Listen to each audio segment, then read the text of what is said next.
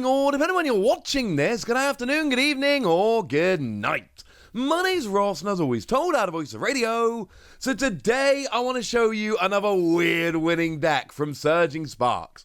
It is a deck that's gone and done a win over in Japan, and it is a deck which I was desperate to be good, and I think it might be my new favourite deck. I adore it. I am talking, of course, about Centiskorch. And the good news is that although pre-Surging Sparks, this deck is very much a Japan deck, with Surging Sparks out, there's nothing we don't have, and we can go nuts. So let's have a look at how we can go nuts and do some winning with Centiskorch. Starting off with Centiskorch, and basically here, it's all about the first attack. And I told you about this when we first saw the card. Single energy, 130 on a stage 1 Pokemon. 130 is a decent number, it's not phenomenal. You will be 2-hit KOing a lot, but not everything. You'll be 1-hit KOing a lot of single prize Pokemon. But the best thing about this is that you go first, your opponent has a single turn. Well, they are allowed to attack and use supporters, etc., but only 1 energy, no evolution, all that jazz. And then it's your turn. And you evolve, and it's a single evolution. And you attach a single energy either on turn 1 or on turn 2, we ain't fussy. And then all of a sudden you're hitting 130. Although at this stage you probably have noticed I've not told you about the gigantic downside. The gigantic downside is it does 30 damage to each of your benched Pokemon.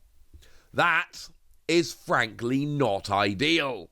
So now we need to find a way to build this deck and actually make it work, take advantage of everything we can take advantage of, and would you believe it?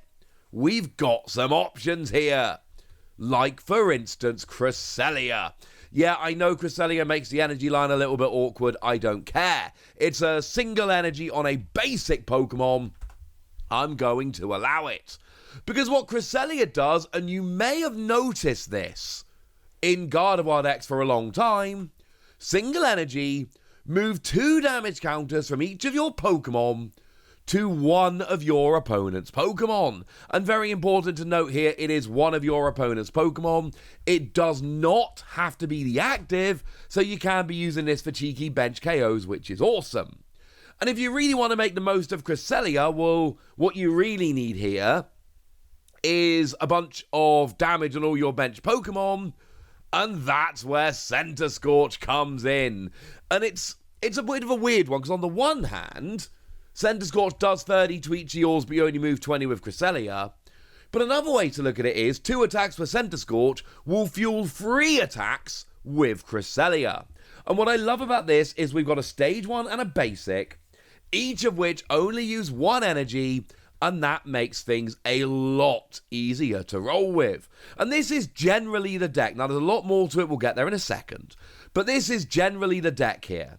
Your aim is very simply to attack with Centiskorch and then start picking off Pokemon with Cresselia.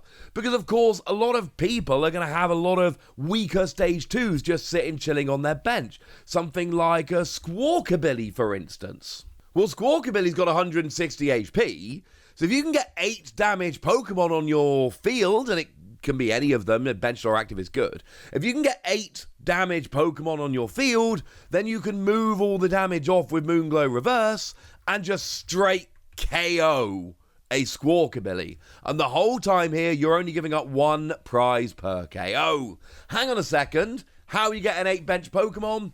Yeah, this is totally an Area 0 Underdepths kind of deck. This is a deck where you need this because, yes, you've got Centiskorch. Yes, Centiskorch hits a really nice fighting weakness and does decent damage for a single energy and all of that. Centiskorch alone is not good enough. This is a Centiskorch Cresselia deck.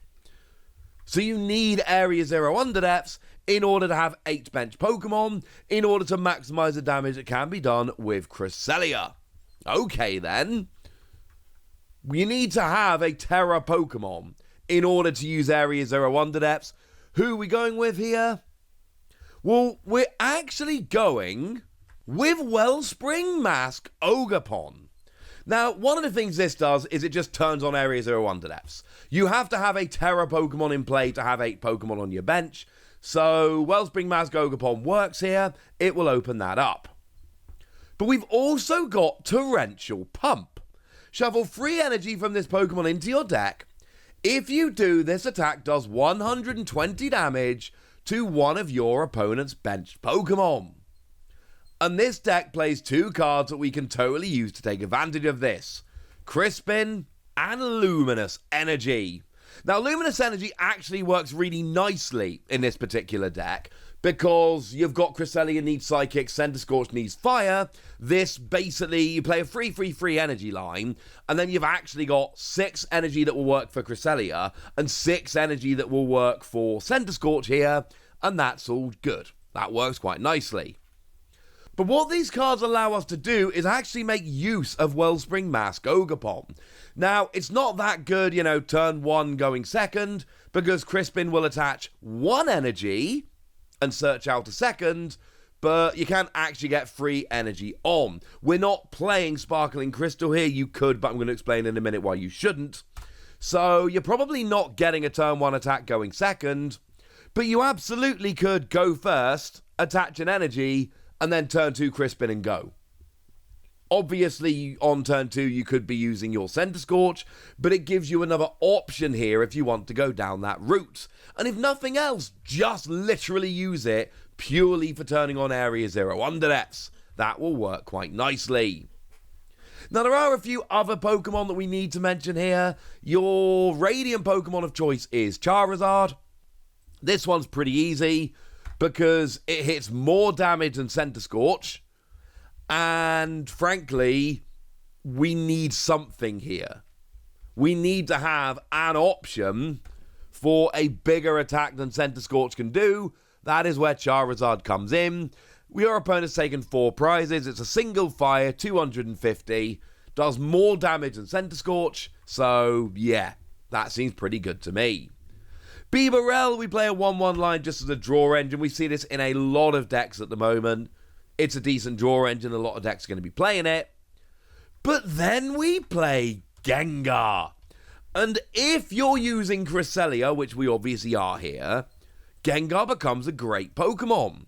Because it's got that really nice ability, Neverworld Gate, which says that you can, if it's in your discard pile, put it straight onto your bench and put 3 damage counters on it.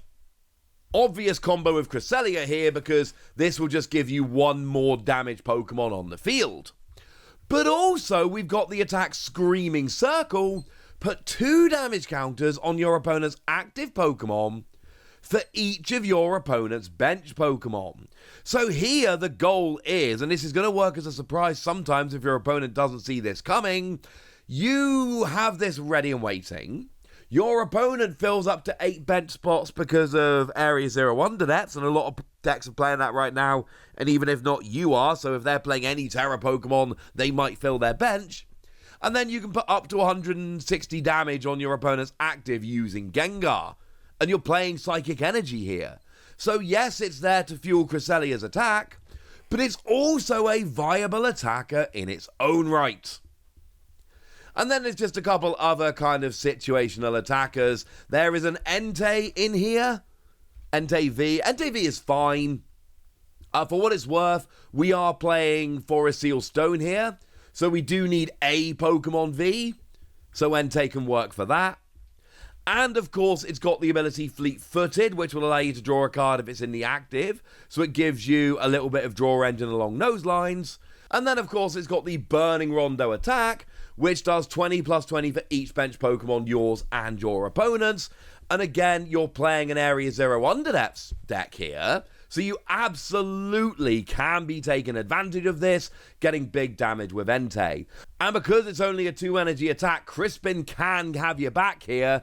You can use Crispin to actually get this going in a single turn, which is a huge, huge, huge advantage. And then we've got Blood Moon Ursaluna.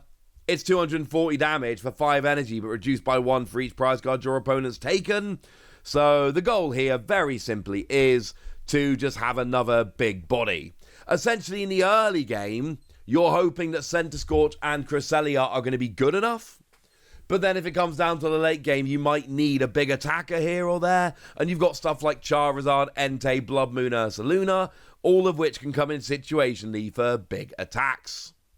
The only other card I think I really need to point out here is that our ace spec of choice is Precious Trolley.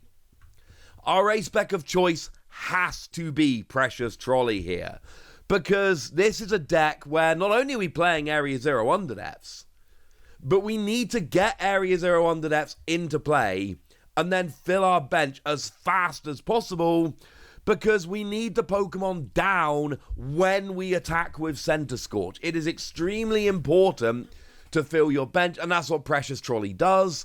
So, yeah, the goal here absolutely is to just be using this and then rolling. Yeah, get it? Because it's a trolley. Here's the deck list as a whole, and you'll see a lot of what you're expecting here. We got Squawkabilly for a little bit of extra draw, because you really want to have an explosive turn one. We've got Irida there, which is searching out a water Pokemon and an item card, which there's not a huge amount of water Pokemon, but we do have Wellspring Mask, Ogerpon, and we do have Manaphy here to protect your bench. And it's a greedy list. There's a lot of counts like, 2 Cresselia, 2 Gengar, 3 Centiskorch. It is another one of these lists which is unusual, and a lot of these unusual lists do tend to be a little bit greedy. But there's so much fun going on here. And between Centiskorch, Cresselia, and then your big boys coming in the mid to late game, this is a deck I have got my eye on that I think could be a lot of fun. But I've told you about it now. So now it's over to you guys. Tell me if you think this could end up being a good deck. Tell me if you are buying it. Tell me anything you want to tell me in the comment section. Get us! Be nice! And then make sure you like this video, subscribe to this channel, follow me on Twitter at TheWasi. That's where we talk about Pokemon and a whole bunch of other card games. And please do consider checking out patreon.com/PTCG Radio, where you can support the channel, get some bonus podcasts and all kinds of fun things. And get shout-outs on the channel, like the lovely Tamberlin, who's been a supporter of ours for a while now and is a very lovely person. So shout-out to them for the support and the loveliness. But by far the most important thing is always, look after yourselves till next time, would ya? Thank you very much for watching. My name's Ross, and you've been watching PTCG Radio.